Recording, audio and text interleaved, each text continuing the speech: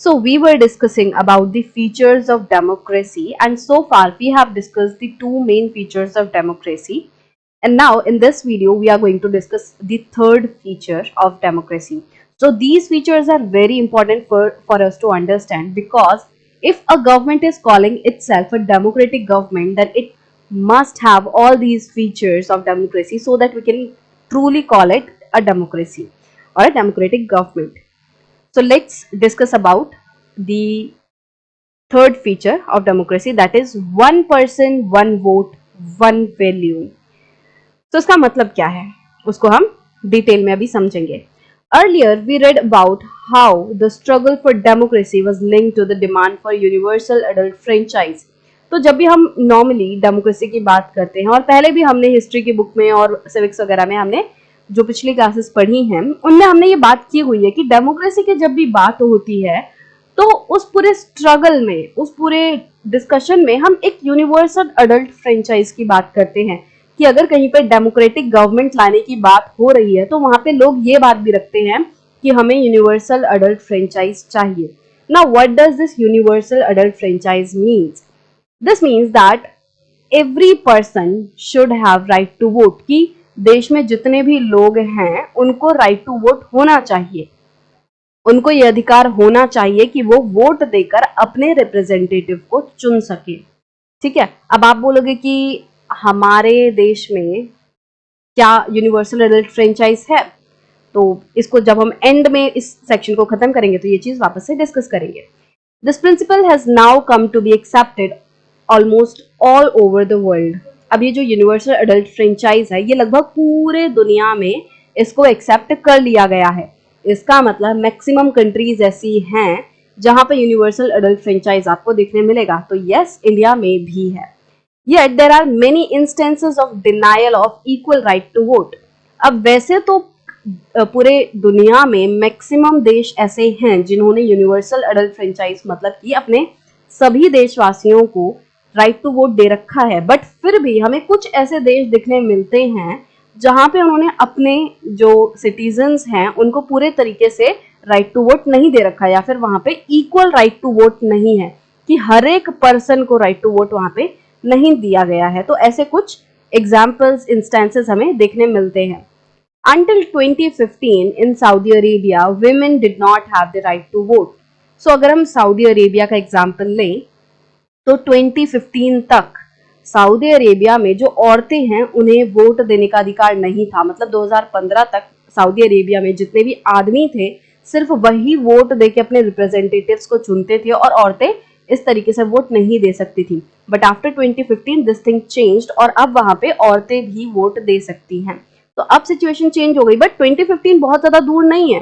2015 काफी recent time है और इस टाइम तक हम बहुत कम ये उम्मीद रखते हैं कि इस मतलब ऐसे माहौल में, ऐसे दुनिया में जहाँ पे डेमोक्रेसी चल रही है, जहाँ पे मैक्सिमम देश यूनिवर्सल अडल्ट फ्रेंचाइज को एक्सेप्ट कर रहे हैं, तो ऐसे पूरे दुनिया में अगर 2015 तक भी कोई अपने औरतों को राइट टू वोट नहीं दे रहा है तो ये चीज हम कहीं ना कहीं कह सकते हैं कि वो सोसाइटी थोड़ी पीछे है अभी, राइट. बट अभी तो सऊदी अरेबिया की जो वुमेन हैं उन्हें राइट टू वोट मिल चुका है.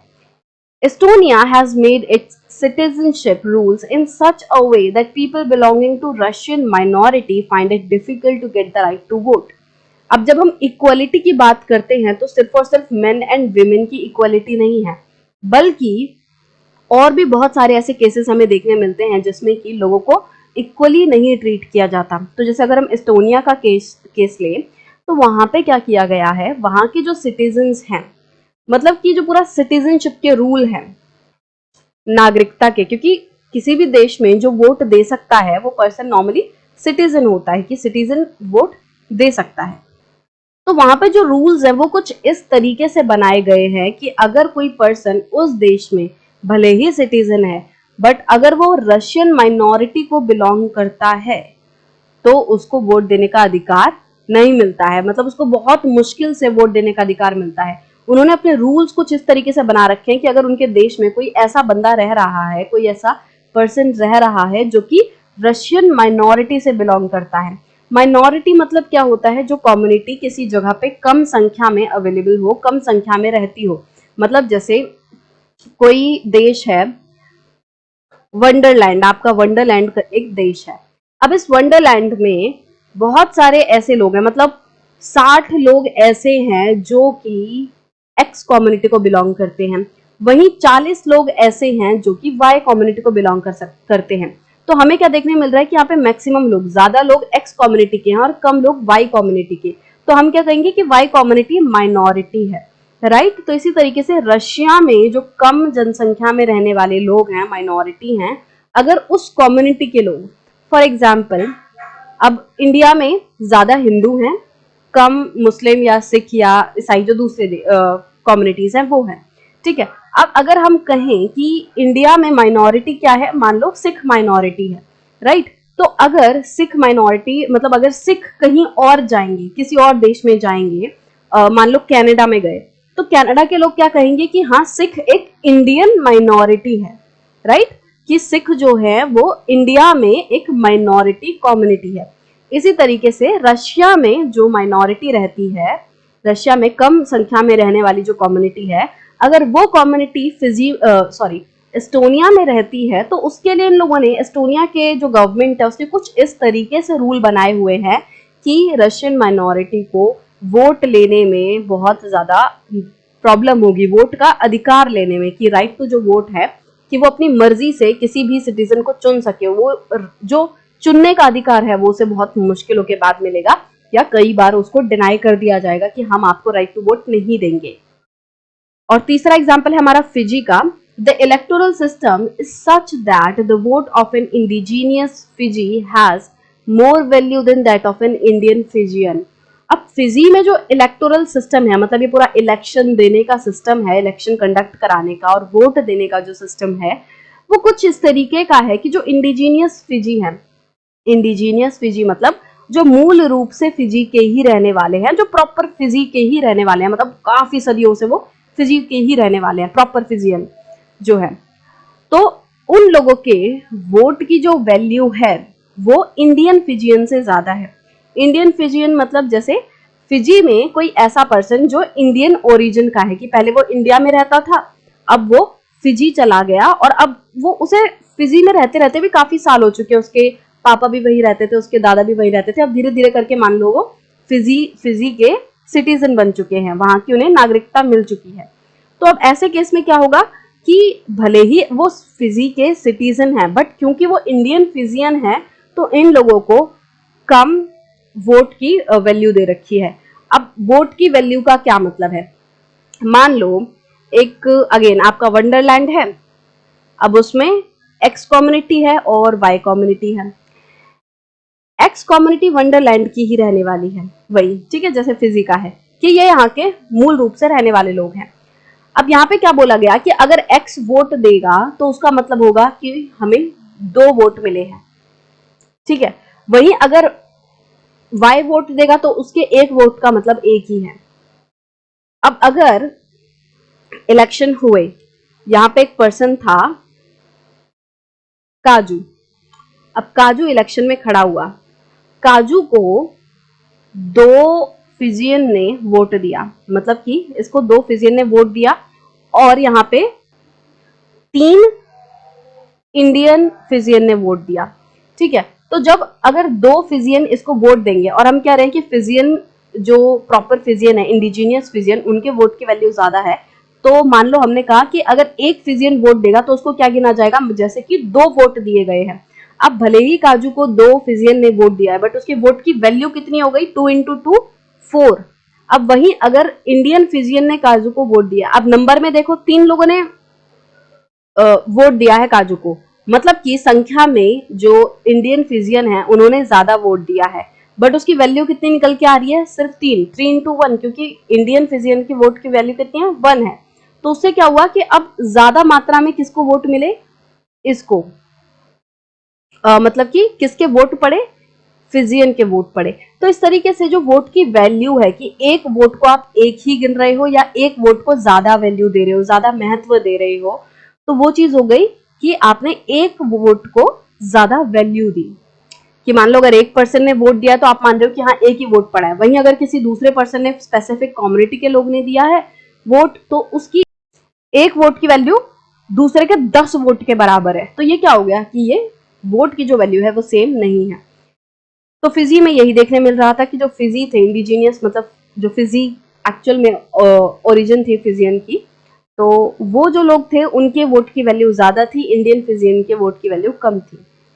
तो ये हमने 3 एग्जाम्पल से समझने की कोशिश की कि किस तरीके से इक्वल वोट होना बहुत ज्यादा जरूरी है। चाहे मेन विमेन हैं उनमें भी वोट सबको मिलना चाहिए, चाहे आप किसी दूसरे कम्युनिटी से आते हो, चाहे आप किसी दूसरे सेक्शन से बिलोंग करते हो, किसी अलग रिलीजियस कम्युनिटी को, तो ये सारी चीजें बीच में नहीं आनी चाहिए। जितने भी सिटीजन्स हैं, जितने भी लोग हैं, सबको इक्वल तरीके से वोट देने का अधिकार होना चाहिए, सबके वोट की वैल्यू इक्वल होनी चाहिए। Democracy is based on a fundamental principle of political equality. अब जब हम डेमोक्रेसी की बात कर रहे हैं तो डेमोक्रेसी के पीछे पीछे एक चीज उसके साथ चिपकी चिपकी आती है, मतलब उसके साथ ही आती है, जो क्या है इक्वालिटी। कि अगर हम डेमोक्रेसी की बात कर रहे हैं तो we are by default talking about equality, कि अगर डेमोक्रेसी है तो इक्वालिटी होगी ही होगी, उसके अंदर ये चीज इनबिल्ट है। ठीक है, so that gives us the third feature of democracy, और इसी के साथ हमें हमारा थर्ड फीचर मिलता है। In a democracy each adult citizen must have one vote and each vote must have one value.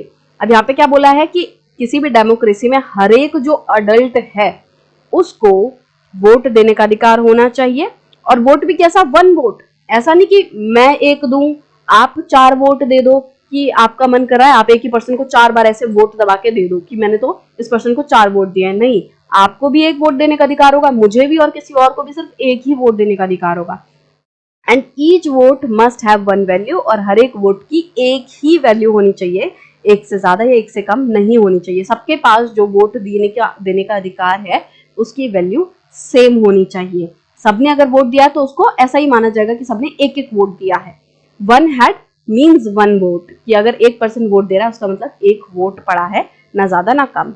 Right, अब यहाँ पे एक और चीज है। अब आप बोलोगे कि हमें वोट देने का अधिकार तो नहीं है, और आप कह रहे हो कि इंडिया में यूनिवर्सल अडल्ट फ्रेंचाइज ही है। तो हाँ, इंडिया में यूनिवर्सल अडल्ट फ्रेंचाइज है, मतलब कि जितने भी अडल्ट हैं उन सबको वोट देने का अधिकार है। अगर आप 18 साल से ऊपर हो तो आप अडल्ट हो और आपको वोट देने का बिल्कुल अधिकार है।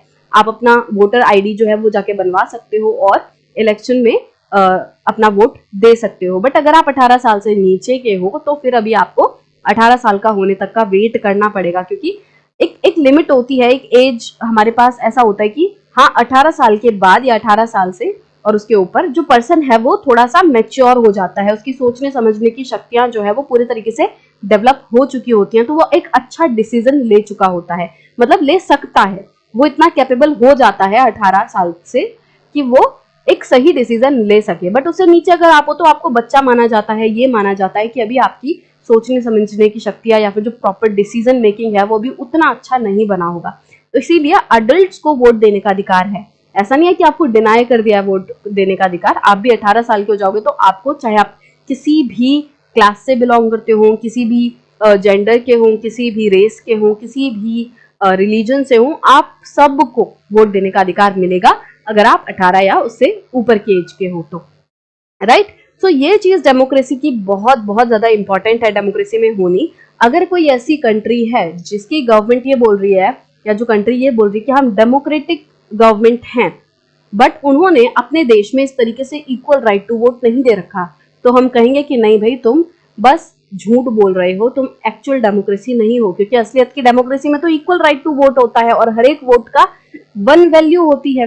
राइट, बट आपके केस में ऐसा नहीं है, तो आप एक एक्चुअल डेमोक्रेसी नहीं हो। तो इस तरीके से अब हम डिसीजन ले पाएंगे, हम समझ सकेंगे कि कौन हकीकत में डेमोक्रेसी है और कौन नहीं है। तो ये हमने तीसरा फीचर डिस्कस किया। आई होप कि आपको क्लियर हो गया होगा कि किस तरीके से यूनिवर्सल अडल्ट फ्रेंचाइजी होना जरूरी है, और डेमोक्रेसी क्योंकि इक्वालिटी के साथ आता है तो हर एक अडल्ट को वोट देने का अधिकार होना चाहिए, वो एक ही वोट दे सकता है और सबके वोट की जो वैल्यू है वो इक्वल होगी।